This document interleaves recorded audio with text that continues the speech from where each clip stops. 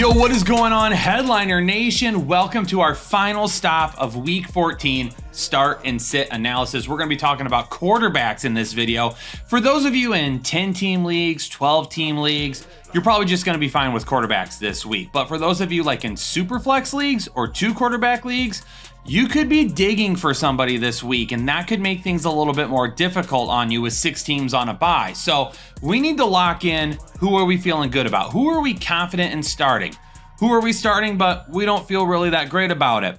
And who do we have to start and we absolutely hate it? And Thursday Night Football is going to bring us a couple of quarterbacks that more than likely will be in a majority of fantasy lineups this week, especially Jordan Love. Yeah, Detroit's defense is going to give up quite a few yards. They've allowed the 9th most passing yards so far this season, but they do a really good job of stalling drives. They have the 3rd most interceptions on the season. They've allowed the 2nd fewest passing touchdowns and the 7th fewest fantasy points per game to quarterbacks. So yeah, while they are driving the field pretty well, they're having trouble getting the ball in the end zone at times.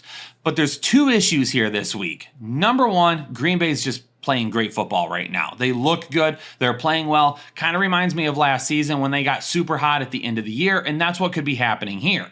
Number 2, however, is Detroit is banged up. Now, Carlton Davis is supposed to play this week and should be back out there. So in the secondary, should be pretty good. But the defensive line, already missing Aiden Hutchinson and others, now has 3 more guys that, as of this recording, had not practiced yet this week. That's going to cause a lot of issues trying to get pressure on Jordan Love. And because the Detroit secondary plays so much man-to-man, it's going to be hard to keep up with their speed outside. It could definitely end up being a pretty decent day for Jordan Love. Green Bay's defense is really similar to Detroit. All of their rankings put them like right in the middle of the field when it comes to defending the pass. However, they have 11 interceptions this season and the 6th fewest fantasy points per game allowed to the quarterback position. Once again, a defense that's going to give up some yards, but creating turnovers is the name of the game, and keeping you out of the end zone is the end goal. Jared Goff is going to have to get past both of those things. Now, he's a medium risk for me because we've seen it with Jared Goff before. Puts up decent amount of numbers, but the running backs spend all day punching the ball in. That could end up happening this week where Jared Goff may throw for 240, 250 yards, but he doesn't throw any touchdowns because Gibbs and Montgomery get them all. When you just look at the fantasy numbers, you see that Tennessee allows the 9th most fantasy points per game to the quarterback position. And that probably confuses you because they allow the least amount of passing yards. Well, it's because what quarterbacks do on the ground, because Tennessee has allowed the 3rd most rush touchdowns and 5th most rushing yards to opposing quarterbacks. So this matchup doesn't look nearly as favorable as what you think, and running the football is not something we need to worry about with Mac Jones. However, Jacksonville does allow the most fantasy points per game to the quarterback position. They allow the 2nd most passing yards and 2nd most passing touchdowns. So Jacksonville could definitely get lit up by Will Levis. Now, he's a medium risk for me because it's Will Levis and things can go wrong and he could absolutely throw some interceptions. But over on Underdog right now, his current projection for passing yards is 208.5 passing yards. With this good of a matchup and the big arm of Will Levis, I'm absolutely going higher than that. I don't know how Will Levis doesn't go over that. And if he doesn't, it is an absolute travesty because he clearly would have sucked that day. The end may officially be near for Aaron Rodgers. Now, it sounds like he might be dealing with some type of injury, and maybe after another year removed from that Achilles surgery, he'll be a lot better if he comes back and plays next year. But right now, he just doesn't look great. This season, he's only got 3 QB1 performances, and one of those performances has come after week 3. So he's just not putting up the type of numbers that you need in your fantasy lineup. Now, this week with so many buys, maybe you're going to roll Aaron Rodgers out there anyway, but going up against Miami is no easy task. Right now, they allow the 4th fewest fantasy points per game, the 6th fewest touchdowns, and 8th fewest passing yards to opposing quarterbacks. Based on his recent performances and the matchup that he's got this week, Aaron Rodgers is going to be my Mando must-avoid quarterback for the week. And right now, I'm kind of avoiding him moving forward, unless we see him string together 1 or 2 really good performances, and then maybe we risk it in the fantasy playoffs. But I don't want to be knocked out of my playoffs in the first week or 2 because Aaron Rodgers is out here slinging the ball around like he's 22 years old again. It's just not happening. But if you got a roster that's on the outside of the playoffs looking in and you need a big victory this week, don't sweat it, especially if you've got Mando on your side. If you head on over to Shop Mando and use code word headliners, you're going to get $5 off their starter pack, which is essentially 40% off of the price.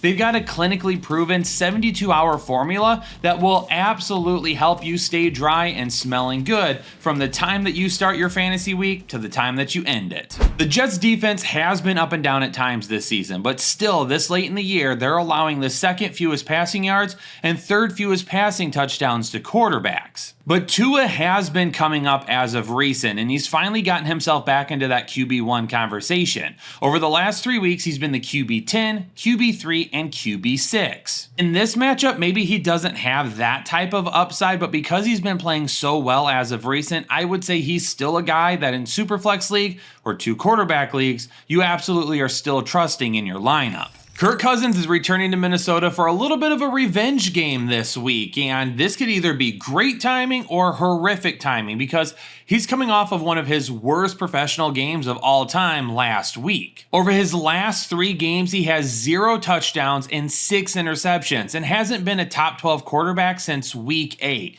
Now, Minnesota's defense is currently allowing the 5th most passing yards in the league, so Kirk Cousins bouncing back this week could be great. And that's why this might be perfect timing. Getting a chance to go back to Minnesota against a defense that allows a lot of yards could be kind of getting him in the right direction again, a little bit of a boost to his confidence.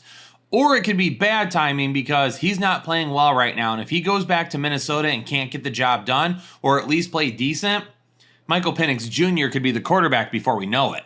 Now, over on Underdog, he's currently projected for 246.5 passing yards, and I really do believe it's going to be more than that. They're going to be throwing the ball quite a bit in this matchup, especially if it's a little bit of a back and forth. Bijan Robinson's going to have a tougher matchup on the ground. They're going to have to throw it. It's a better matchup in the air anyway. And if Sam Darnold and the Minnesota offense can move the ball without any issues, then Atlanta's just going to have to keep throwing it. Atlanta is also allowing the 8th most fantasy points per game to the quarterback position. And over his last 3 games, Sam Darnold has 2 touchdowns and 0 interception in each of those 3 games. Right now, he's got a super safe floor, and maybe in this game we'll see a little bit more of a ceiling as well. I'm really not seeing a whole lot of upside in the New Orleans and New York Giants matchup this week. For Derek Carr going up against the Giants, they do allow the 7th fewest fantasy points per game to the quarterback position. And Derek Carr is going to air it out to MVS at least a couple of times in this matchup, but if they can't connect, that's going to spell disaster for what his ceiling could end up being. And while the Saints allow the 6th most passing yards, they allow the 4th fewest passing touchdowns. So there is some optimism that maybe Tommy DeVito can at least pick up a decent amount of yards, but getting into the end zone is where things will really become an issue. Bryce Young is playing much better over the last few games, but there's a difference between him leading a comeback against the Tampa Bay Bucks defense and putting up fantasy viable numbers against the Philadelphia Eagles defense. So for this week, when it comes to Bryce Young, be very cautious. If you're trying to roll him out there this week in any type of a format where you start more than one quarterback, I really would be paying attention to see, is there anyone on the waiver wires? Do you have somebody else where you can have a little bit more upside? Because Bryce Young could really have a terrible day. The passing numbers against Carolina as of recent look way better, and the Carolina Panthers have been playing better football, so it's not shocking that the numbers do look a little bit better, but some of that is because teams just run the ball against them, so their secondary is not giving up nearly as many yards. Jalen Hurts has a really safe floor this week. You definitely could see at least a couple of touchdowns, whether he gets one on the ground and through the air. Maybe he throws for a couple of them in the first half, but I really anticipate this is going to be a Saquon Barkley day. Pittsburgh and Cleveland just faced off a couple of weeks ago, and now they're going to be playing again. And Jameis Winston had a huge day, literally in every sense of the word. Passing yards, passing touchdowns, interceptions, interception return yards. Everything about Jameis Winston this past weekend was huge, and going up against Pittsburgh's defense, he struggled last time. Barely threw for 200 yards, threw no touchdowns, and only 1 interception. And Russell Wilson's day wasn't all that bad against Cleveland. From a fantasy perspective, he didn't have a ton of upside because he finished as the QB 19, but he completed 21 of 28 passes for 270 yards and a touchdown. So last time these two guys got together wasn't a whole lot of upside, but that could all change this time. If you're going to get those same numbers from Russell Wilson, you should be just fine. You're not going to lose a week because of that. Jameis Winston definitely would need a much better week, though, to deserve a spot in your fantasy lineup. However, if you are at a point where Jameis Winston's been your guy recently and you don't really have a whole lot of other options, then toss him in there and pray a little bit. If you're looking for a quarterback to fill in for your team this week, though, Aiden O'Connell may be one of the better streaming options that are available to you. He had a really solid day last week going up against Kansas City. He threw for 340 yards and 2 touchdowns, and now he's going up against a Tampa Bay defense that allows the second most fantasy points per game and third most passing yards to quarterbacks. And his current projection over on Underdog of only 222.5 passing yards seems pretty favorable. Let's go ahead and go over that with Aiden O'Connell throwing it all over with the injuries that they've had at the running back position and not being able to really do much on the ground. Let's just throw the ball as much as possible with him and we'll pick up those yards in no time. For the first time really this season, it felt like Baker Mayfield was not able to take advantage of a good matchup. Against Carolina, he only threw 1 touchdown and had 2 interceptions. And this Las Vegas defense might be a little bit more difficult, but it still isn't one of those games where I'm extremely worried about him. I think he gets back on track this week, and maybe they run the ball an awful lot with Bucky Irving, so it limits some of Baker's upside, but he still has top 12 potential. Even though Geno Smith is one of the league leaders in passing yards right now, he has very little upside for fantasy football purposes. He only has 2 QB1 finishes since week 5, and he's been the quarterback 19 or lower 4 of his last 5 games. Unfortunately, all of those yards are just not translating to fantasy points because of interceptions and just not nearly as many touchdowns as some of the other top performers. From weeks 1 through 10, Kyler Murray only threw 3 interceptions. Over the course of the last 2 weeks, 3 interceptions. I don't know. Maybe it's because Black Ops 6 came out and he's playing a lot of Call of Duty right now. That joke is low-hanging fruit at this point, but realistically, it's kind of funny that all of a sudden over the last couple of weeks, he's just not playing nearly as well as he did at the beginning of the year. He comes with some upside. He's got to get the turnovers down. If he doesn't, he's going to be a guy that you'll start him looking for QB1 upside, and unfortunately, he won't be able to give that to you. What else is there to say about Josh Allen? Probably one of his better performances that we've seen so far over the course of his career, and he's doing it after some major changes to their offense this past offseason. If he keeps this up, MVP credentials will definitely be added to his title. Matthew Stafford's matchup this week against Buffalo definitely isn't going to be easy, but there's one area against the pass defense for Buffalo that you can try to work towards. It's actually scoring the football. They don't give up a ton of yards or a ton of fantasy points, but they're right in the middle of the league in terms of pass touchdowns allowed. And Matthew Stafford has multiple passing touchdowns in 4 of his last 5 games. So fingers crossed, even if he doesn't have a ton of volume, they still find the end zone. San Francisco is currently allowing the 4th fewest passing yards in the NFL, and really the way to beat San Francisco is run the ball at them. Caleb Williams has shown some terrific upside over the last couple of weeks. 2 top 12 performances back-to-back. Actually, it's 2 top 5 performances back-to-back. And he hasn't thrown an interception since week 6. So really, Caleb Williams is getting a lot of flack for the end of that game, and Matt Eberflus had a lot to do with that. But from a fantasy perspective, he's shown some decent upside as of recent. He could come back down this week, though, so be careful that you don't set your expectations too high. Brock Purdy is going to be just as risky to start this week as Caleb Williams is, and I know we probably didn't think a few weeks ago that we would say that, but this offense is banged up right now. Jordan Mason and Christian McCaffrey done for the year. Brandon Ayuk was already done. George Kittle has been banged up at points this year. Brock Purdy just A, has lost a lot of weapons, and B, is facing a really tough opponent in Chicago, who is currently allowing the 2nd fewest fantasy points per game to opposing quarterbacks. Just like I said a minute ago with San Francisco, to beat them, you really got to run right at them. And with Isaac Guerendo being the main running back this week, That's great, love Isaac Guerendo, but is it going to be enough to keep things balanced? Justin Herbert has been really good as of late. Last week, unfortunately, snapped a streak of 5 straight quarterback one performances. And for Kansas City's defense last week, they gave up 340 passing yards to Aiden O'Connell.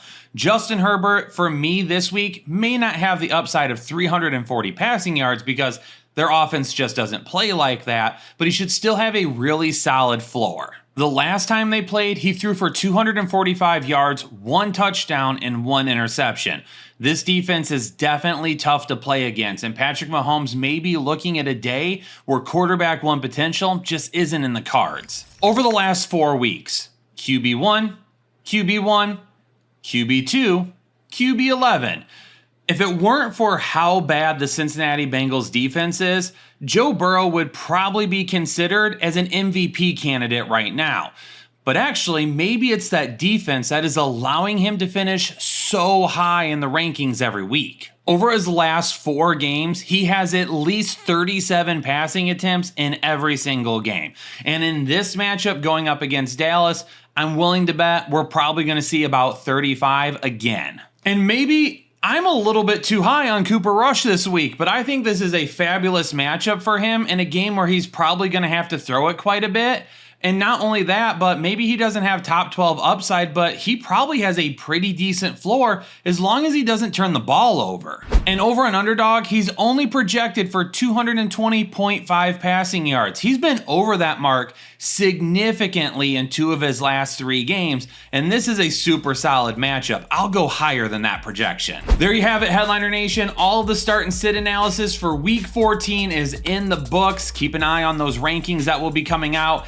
Dr. Ethan is going to have all of his injury information this week as well. And then, of course, we've got live streams back Saturday night and Sunday morning. Make sure you've got the notifications on so every time we drop new content or go live, you'll know about it right away. Stay safe and healthy, Headliner Nation, and I'll catch you all in the next episode of the Fantasy Headliners.